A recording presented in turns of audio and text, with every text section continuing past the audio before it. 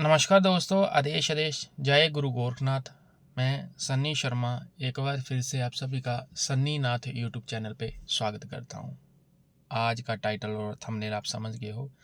एक उपाय करोड़पति बना देता है आपको, अगर आप सही समय पे इन उपाय को करते हो, क्योंकि ये उपाय सारा साल आपके ऊपर कार्य करते हैं जब तक अगले नक्षत्र और अगले मुहूर्त दोबारा से नहीं खुलते हैं। अक्षय तृतीया, पहली बात तो लोगों के अंदर एक धारणा है कि ये है कब है, 29 की या 30 की। तो मैं आपको बता 30 अप्रैल को जो मनाई जाएगी, जिसमें मैं आपको समय बताऊंगा किस समय है, सोना खरीदने का कौन सा समय रहता है, अक्षय तृतीयों पे आप धन लक्ष्मी के कौन कौन से उपाय कर सकते हैं, पूजन विधि क्या रहती है और किस प्रकार से आप दान पुण्य करके अक्षय तृतीयों में आप लोग अपने रास्ते खोल सकते हो, जिसमें आप लोगों को धन संबंधी जो प्रॉब्लम आती है उन प्रॉब्लम से आप निकल पाओ और उनसे आप जो है गुजर पाओ। सन्नी नाथ यूट्यूब चैनल को ज्वाइन बटन जरूर ज्वाइन करें, सब्सक्राइब करें। गुरु गोरखनाथ यूट्यूब चैनल को जरूर सब्सक्राइब करें और आपका एक लाइक कमेंट और शेयर हमारे लिए बहुत मायने रखता है, तो ये कार्य आप जरूर करें, जिससे कि हम आपके लिए ऐसी रोचक जानकारी आगे भी लेकर आते रहें। अक्षय तृतीया 2025 बुधवार के दिन 30 अप्रैल को ही मनाई जाएंगी। यह दिन विशेष रूप से शुभ माना जाता है, क्योंकि इस दिन किए गए शुभ कार्यों में फल कभी समाप्त नहीं होता है। इस दिन विशेष पूजा का, दान का उपाय करके समृद्धि और लक्ष्मी प्राप्ति के लिए आप विभिन्न प्रकार के जो है वह कार्य कर सकते हैं। अक्षय तृतीयों का जो शुभ मुहूर्त है, वो मुहूर्त क्या है आप पहले सुन लें, वीडियो को बिना स्किप करे देखना।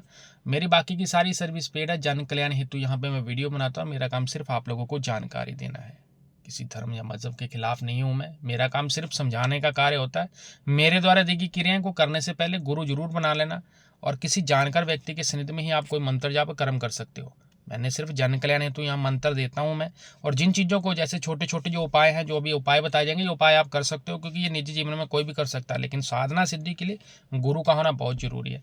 सन्नी नाथ यूट्यूब चैनल को ज्वाइन जरूर करें, सब्सक्राइब जरूर करें, लाइक शेयर और कमेंट जरूर करें। कमेंट में आप आदेश लिखें, जय माता दी जरूर लिखें, क्योंकि ये मुझे प्रोत्साहन देता है और यही मुझे मोटिवेट करता है, जिसके आधार पर मैं आपके लिए ऐसे वीडियो लेकर आता हूँ। तो अक्षय तृतीया का जो शुभ मुहूर्त है, पूजा का जो शुभ मुहूर्त रहेगा, वो 30 अप्रैल को सुबह 5:41 से लेकर 12:18 तक रहेगा। यानी कि सुबह 5:45 से लेकर आप 12:15 तक जो है वो पूजा कर सकते हो अक्षय तृतीया में, जिसमें आप माता लक्ष्मी की पूजा कर सकते हो, भगवान विष्णु जी की पूजा कर सकते हो। और जो लोगों को, देखो सबसे बड़ा बात यह है कि जो अक्षय तृतीया है, इनमें आपने वही प्रयोग करने हैं जो लक्ष्मी संबंधित है, तो सबसे ज़्यादा प्रयोग इनमें लक्ष्मी माता के ही होने हैं।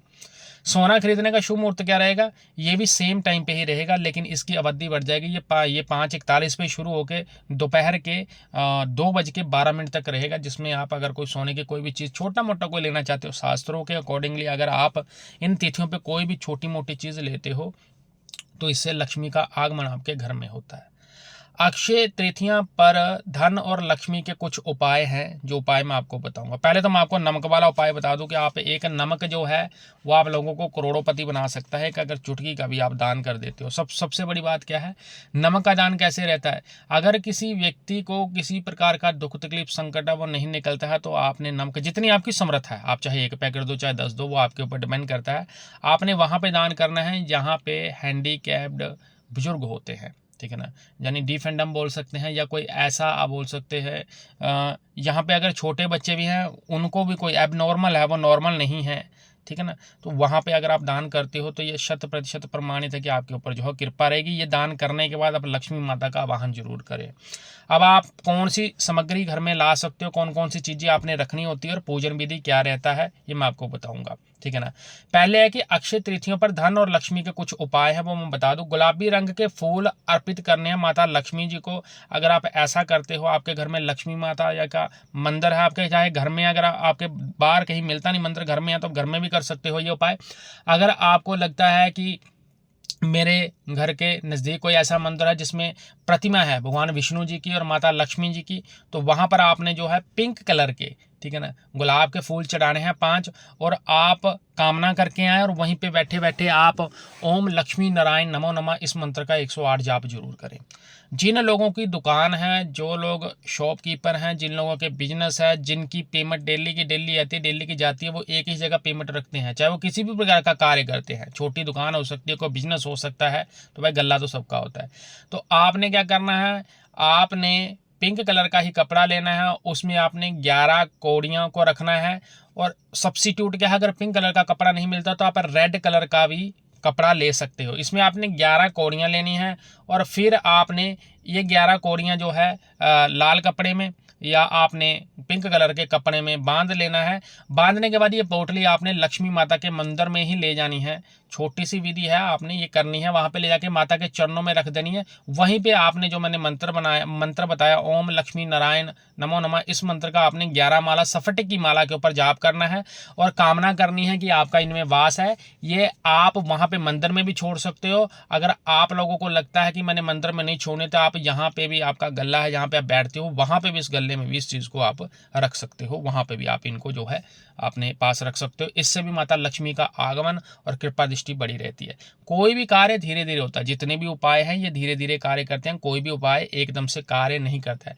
सोना या आभूषण खरीदना, इस दिन अगर कोई सोना या कोई आभूषण खरीदता है तो घर में लक्ष्मी माता का बोलते हैं वास होता है, और धार्मिक स्थिति भी आपकी मजबूत होती है, आपके घर से नेगेटिविटी दूर जाती है, और परमात्मा जो है आपके धन संबंधी जितनी भी आपको प्रॉब्लम आती है उन प्रॉब्लम से आपको निजात दिलाते हैं, यानी कि उनसे आपको मुक्ति मिलती है, अगर आप ये प्रयोग पूर्ण रूप से सच्चे मन से, तन मन से करते हो। और जिन लोगों के पास गुरु मंत्र है, अगर गुरु की कृपा दृष्टि में करते हैं तो उन लोगों के ऊपर और भी कृपा दृष्टि होती है।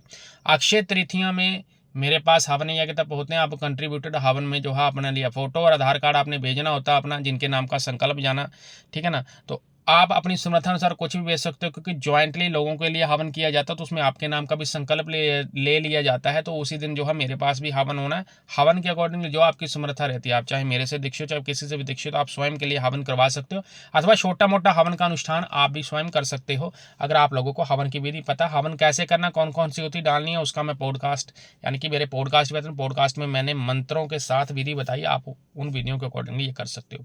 दान पुण्य, इस दिन आपने क्या करना होता है, इस दिन आपने अन्न, वस्त्र, जल, सोने का दान, देखो सोने का दान तो कोई भी नहीं कर सकता आज के समय में, फिलहाल अन्न, वस्त्र और जल का दान आप कर सकते हो। इससे पुण्य की प्राप्ति होती है, घर में समृद्धि होती है। सोने का दान आप कैसे कर सकते हो, जैसे कि आप, यानी कोई पति अपनी पत्नी से प्रेम करता था, वो सोना उसके लिए खरीद के उसको दान कर सकता है। इससे अगर पत्नी में ही बोलते ना कि आपने जब शादी ब्याह कराया जाता है तो उस वचनों के अकॉर्डिंगली बोला जाता है कि उसमें ही लक्ष्मी का वास होता है। अगर वो खुश रहेगी तो आपके ऊपर कृपा दृष्टि। तो पति अपनी पत्नी के लिए उपाय कर सकते हैं, और पत्नियां भी अपने पति के लिए उपाय कर सकती हैं कि सोने के आभूषण, आप जो दान है, आप देखो बाहर वाले बंदे को तो दान कोई कर नहीं सकता, तो आप उनको कर सकते हो। ये प्रयोग भी आपको जो है रिद्धि सिद्धि देता है।